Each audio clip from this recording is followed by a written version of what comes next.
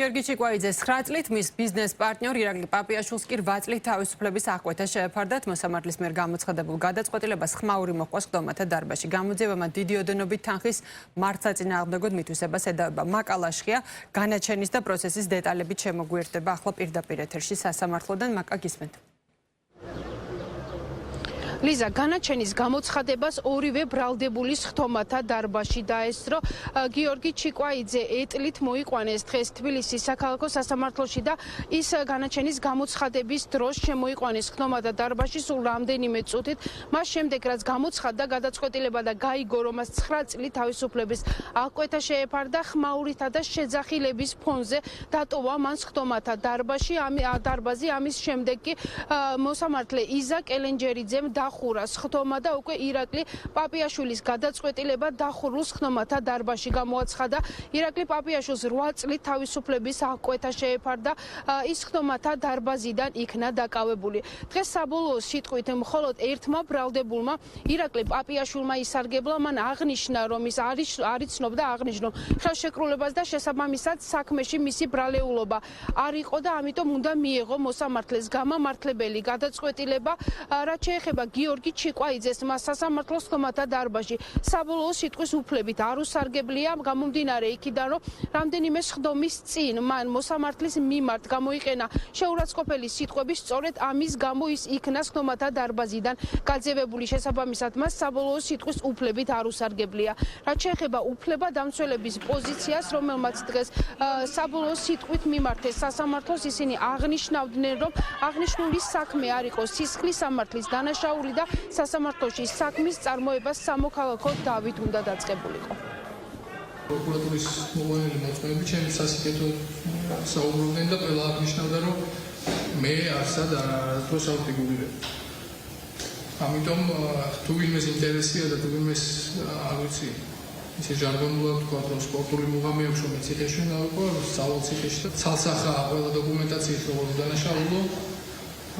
არანაირი ბრალი არ მიმიწვის, არანაირი თანხა არ მიმითვისებია და არც არასდროს როგორც ამ კონკრეტულ ადამიანებთან, ასევე სხვა ადამიანებთან, ვისაც რაიმე შეფეთა ჰქონია ჩვენ კომპანიაში, ურთიერთობა არ ჰქონია. გადაწყვეტილება რაც იხილეთ, ეს არის იუდას გადაწყვეტილება.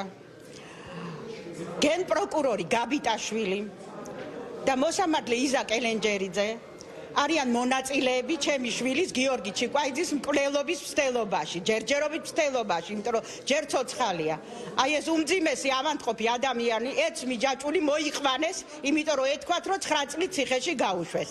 ამასთანავე იქვე ბორკილები დადეს, სრულიად უდანაშაულო მის თანამშრომელს ირაკლი პაპიაშვილს და სტუდენტი კეთილშობილი, აბსოლუტურად პატიოსანი და უდანაშაულო ადამიანი 8 წლით გაუშვეს ციხეში. აღნიშნული გადაწყვეტილება არის დაუსაბუთებელი და ყოველგვარ საღას მოკლებული, ვინაიდან მოცემული საქმე წარმოადგენდა სამოქალაქო საქმეს, რის სიმტკიცებულებებით წარმოდგენილი იყო დაცვის მხარის მიმართ, დასაბუთებული იყო ეს პოზიცია ჩვენი, შესაბამისად ეს გადაწყვეტილება არ არის კანონიერი და ჩვენ მას გავასაჩივრეთ სააპელაციო სასამართლოში და შემდგომ უკვე კანონის შესაბამისად თუ დაგჭირდება სტრასბურგის სასამართლოშიც გავასაჩივრეთ. გადაწყვეტილებით კმაყოფილია დაზარალებული კომპანიის მხარე, როგორც დღეს კომპანიის უფლებადამცველმა აღნიშნა, სასამართლომ მიიღო სამართლიანი გადაწყვეტილება და საქმე იყო თაღლითურად ჯგუფურად ჩადენილი და შესაბამისად ორივე პირს უნდა ეგო პასუხი. მე გეტყვით იმას, რომ გამოძიება კომპანია ელთ ბილდინგის საჩივრის საფუძველზე დაიწყო. კომპანია ელთ ბილდინგმა შეუკვეთა უკვე მსჯავრდებულებს გიორგი ჩიკვაიძეს და ირაკლი პაპიაშვილს იახტის ჩამოყვანა, ამისთვის მათ შორის მხარეებს შორის გაფორმდა ხელშეკრულება, რომელიც 1,500,000 ლარზე მეტი იყო. აღნიშნული კომპანიისთვის იახტის ჩამოყვანა ამ დრომდე ვერ მოხერხდა. როგორც უკვე მსჯავრდებულები კომპანიის წარმომადგენლებს ეუბნებოდნენ, რომ სხვადასხვა მიზეზით ვერ ხერხდებოდა იახტის ჩამოყვანა და შესაბამისად ამ დროის განმავლობაში აღნიშნული კომპანიისთვის არც ფულადი თანხა არ დაუბრუნებიათ. აღნიშნული თანხიდან მხოლოდ 50,000 ევრო იქნა დაბრუნებული ექვივალენტი ლარებში და შესაბამისად აღნიშნულმა კომპანიამ უკვე აღნიშნული პირების მიმართ დაიწყო სამართალწარმოების პროცესი.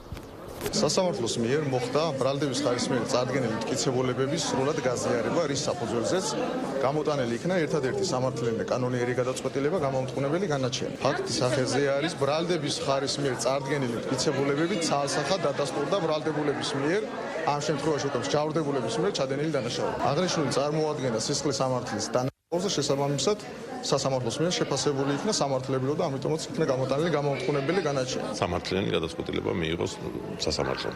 ვინაიდან წარმოადგენლიყო ყველა მტკიცებულება, რომელიც ადასტურებდა მათ დანაშაულებრივ ქმედებას.